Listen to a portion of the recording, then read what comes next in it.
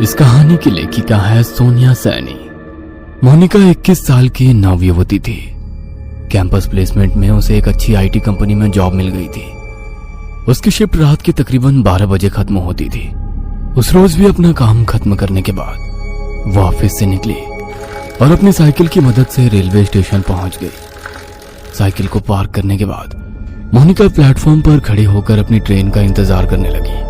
अचानक ही उसकी नजर रेलवे स्टेशन पर लगे एलईडी बोर्ड पर गई। रोज की तरह उसमें आने वाली ट्रेन का नाम और शेड्यूल आज दिखाई नहीं दे रहा था। डिस्प्ले बोर्ड की एलईडी बाहर बाहर जल बुझ रही थी। अचानक ही प्लेटफॉर्म की पावर सप्लाई कट गई और हर तरफ अंधेरा हो गया। कोई कुछ समझ पाता उससे पहले ही मोनिका की ट्रेन प्लेटफॉर्म पर आ गई। बिना देरी किए बाकी के पैसेंजर्स के साथ साथ मोनिका भी झट से ट्रेन में चढ़ गई। इस समय रात के 11:30 बज गए थे। आज ट्रेन में कुछ गिने चुने पैसेंजर्स ही दिखाई दे रहे थे। मोनिका ने अपने हेडफोन में लाउड म्यूजिक लगाया और आंखें बंद कर अपना सर सीट के बैक सपोर्ट में टिका दिया। कुछ ही देर में लाउड म्यूजिक होने पर भी दिन भर की थकान के कारण उसकी आंख लग गई थी। थोड़ी देर बाद उसका मोबाइल रिंग करने लगा। रिंग की आवाज से मोनिका की नींद टूट गई। स्क्रीन पर पापा का नाम फ्लैश हो रहा था। मोनिका ने फोन उठाया तो उधर से पापा की आवाज सुनाई देने लगी। मोनिका बेटा, ट्रेन मिल गई थी ना? हाँ पापा, मैं ट्रेन में ही हूँ, आप चिंता मत करो। कौन सा स्टेशन आ गया है? पापा की बात सुनकर मोनिका अचानक से आंख खोलकर अपने कोच में चारों ओर नजर दौड़ाती है। उसे अपनी आंखों पर यकीन नहीं हो रहा था। पूरे कोच में बिल्कुल अंधेरा छाया हुआ था। ना तो कोई डिस्प्ले दिखाई पड़ रहा था और ना ही कोई अनाउंसमेंट सुनाई दे रहा था। पापा, आई थिंक कुछ प्रॉब्लम है। यहाँ ट्रेन में कुछ है ही नहीं। सारी लाइट्स ऑफ है और कोई अनाउंसमेंट भी नहीं हो रही है। बेटा, आसपास किसी पैसेंजर से पूछना क्या बात है। पापा, पूरा कोच खाली पड़ा हुआ है। मैं अकेली हूँ यहाँ। ये क्या बोल रही है बेटा? मुझे डर लग रहा है। देख, ट्रेन जैसे ही अगले स्टेशन पर रुकेगी तू वहाँ पर उतर जाना, मैं तुम्हें लेने आ जाऊंगा। ठीक है पापा। मोनिका अब ट्रेन के अगले स्टेशन पर रुकने का इंतजार कर रही थी। आमतौर पर ये ट्रेन हर 10 या 12 मिनट में अगले स्टेशन के लिए रुकती थी, लेकिन आज पूरे 20 मिनट हो चुके थे, लेकिन ट्रेन रुकने का नाम ही नहीं ले रही थी। मोनिका को घबराहट हो रही थी। उसे कोई आइडिया नहीं था वह अभी कहाँ पर है।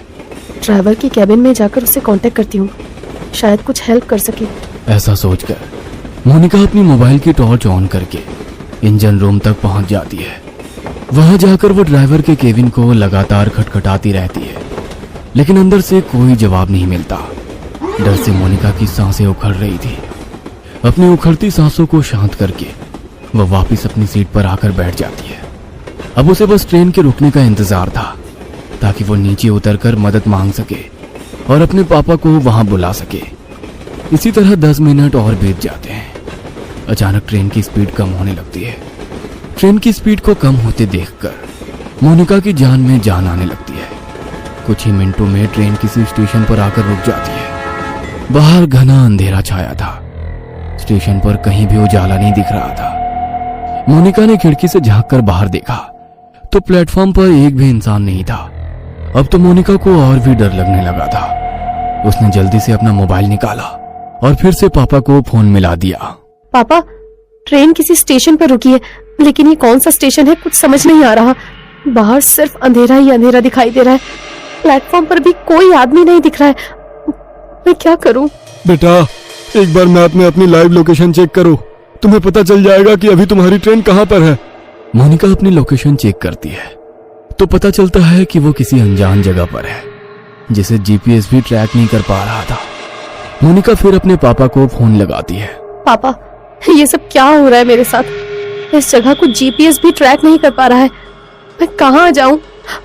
आप आ जाओ पापा, मुझे बहुत डर लग रहा है। अचानक सिग्नल कटने के कारण कॉल डिस्कनेक्ट हो जाता है। मोनिका स्टेशन पर घूमकर बाहर निकलने का रास्ता ढूंढने लगती है। तभी उसे वहां पर एक बड़ा सा बोर्ड लगा हुआ दिखाई देता है। इस पर जरूर स्टेशन का नाम लिखा होगा। टॉर्च जलाकर देखती हूँ। जैसे ही वो टॉर्च की रोशनी में बोर्ड की ओर देखती है, उसके शरीर में कपकपी सी होने लगती है। वह बोर्ड पूरी तरह से खून से लथपथ था और उस पर से अभी भी खून की बूंदें टपक रही थी।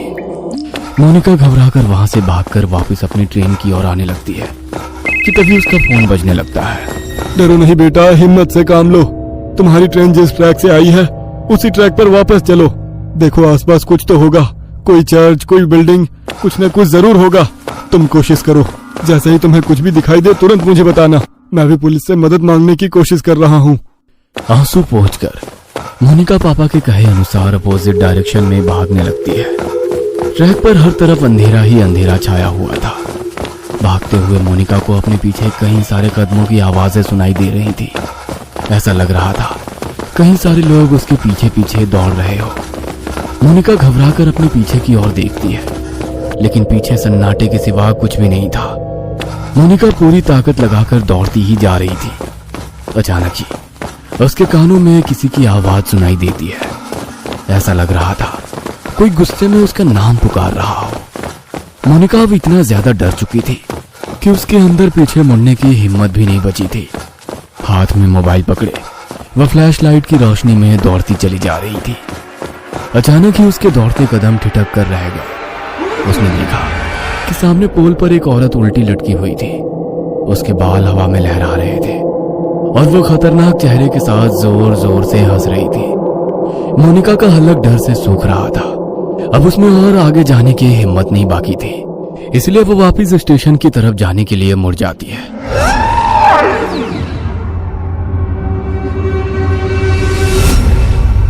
वापस मुड़ते ही उसे कुछ दूरी पर एक आदमी दौड़कर उसकी ओर आता दिखाई देता है। उसका पूरा शरीर कटा फटा सा दिखाई दे रहा था। उसका चेहरा बहुत डरावना दिख रहा था, जैसे कहीं पर कुचला गया। वो आदमी हाथ हिलाकर उसे ट्रैक पर दौड़ने से मना कर रहा था।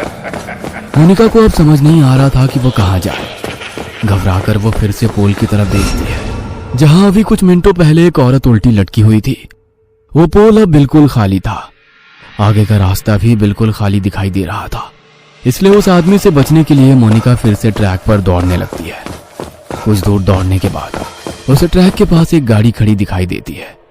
मोनिका अपने पापा को गाड़ी के बारे में बताने के लिए फोन उठाती है तो देखती है कि फोन की बैटरी डाउन हो गई है।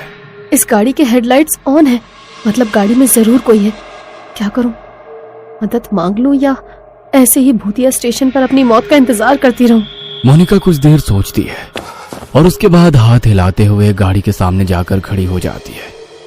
मोनिका को ऐसी हालत में देखकर गाड़ी के अंदर से एक आदमी बाहर आता है। क्या बात है, इतनी रात को आप ऐसे ट्रैक पर क्या कर रही हैं? सब ठीक तो है ना? मोनिका बुरी तरह हाँफ रही थी। ऐसा लग रहा था वह किसी भी पल बेहोश होकर गिर पड़ेगी। मोनिका की ऐसी हालत देखकर वह आदमी उसे गाड़ी के अंदर बैठा लेता है। अच्छा, आप आराम से अंदर बैठकर बताइए क्या बात है। पता नहीं क्या हो रहा है मेरे साथ। मैं न जाने कैसे इस जगह पर आ गई। अब मैं लाख कोशिशों के बाद भी यहाँ से निकल नहीं पा रही। आप बता सकते हैं ये कौन सी जगह है? मोनिका अपनी ही धुन में बोलती चली जा रही थी। तभी उसे महसूस हुआ कि कार सवार युवक उसे वापस प्लेटफॉर्म की ओर ले जा रहा है। No please stop. तुम मुझे कहाँ ले जा रहे हो? मुझे वापस वहां नहीं जाना है। मोनिका के इतना कहते ही वह लड़का मुस्कुराते हुए पीछे देखता है। अगले ही पल उस लड़के का चेहरा बदलने लगता है और वो उसी आदमी की शक्ल में बदल जाता है जो ट्रैक पर उसका पीछा कर रहा था। मोनिका के मुंह से एक जोरदार चीख निकल जाती है और वो कार से उतरकर फिर से पागलों की तरह दौड़ने लगती है। उसे अपने पीछे उस आदमी के कदमों की आवाज साफ सुनाई पड़ रही थी। दौड़ते हुए वो वापस अपनी ट्रेन के सामने आ जाती है। कोई और रास्ता ना सूझने पर वह छिपने के लिए वापस ट्रेन में चढ़ जाती है और एक सीट के नीचे छिपकर बैठ जाती है। मोनिका